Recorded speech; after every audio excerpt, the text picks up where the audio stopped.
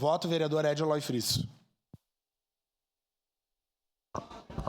Meu caro presidente, senhoras e senhores vereadores, todos que nos assistem, que nos abrilhantam a sessão de hoje com a sua presença aqui nesta casa, dizer, meu presidente, que primeiro quero cumprimentar a vereadora Rose, porque esse é um tema que eu tenho muito apego, até porque naquele período de 2020, vereadora, sem dúvida nenhuma, os agentes de endemia, os agentes comunitários de saúde cumpriram um papel fantástico naquele período que estive no Executivo.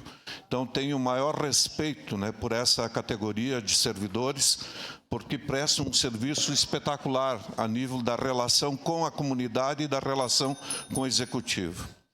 Ouvi atentamente as manifestações de todos os vereadores, né?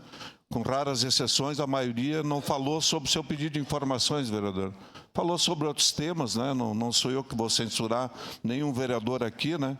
Mas tudo bem, quando tem público, cabe tudo, né? Então, é isso que aconteceu aqui. Então, nesse sentido, vereadora Rose, cumprimentos. Acho que esse pedido de informações é importantíssimo do ponto de vista da gente ter clareza sobre a questão das nomeações, a questão das relações dos agentes de saúde, dos agentes endêmicos, principalmente num momento em que nós enfrentamos endemias graves pelo Brasil inteiro. Nós estamos aí com uma endemia terrível na área de influenza, né? A dengue, que também nos assusta, muitas vezes em Caxias. Tem um irmão que pegou dengue, ficou 90 dias numa UTI, então sei da gravidade desse problema. Então, nesse sentido, vereador, eu acho que é importante esse pedido de vista e tenha todo o meu apoio, e eu acho que isso vai possibilitar que se esclareça muitas coisas.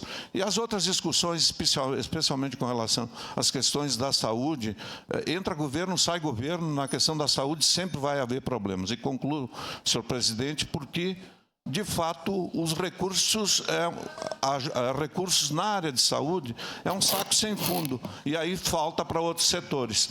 Mas tem que haver mudanças a nível federal, do ponto de vista de estabelecer critérios quando se atende uma região inteira, vereador Caleb. Como o vereador Caleb se manifestou, né? Tem que haver comprometimento através de lei federal dos municípios com relação aos seus problemas de saúde. Era isso, senhor presidente. Muito obrigado. Obrigado. Em declaração de voto, o vereador Juliano Valim.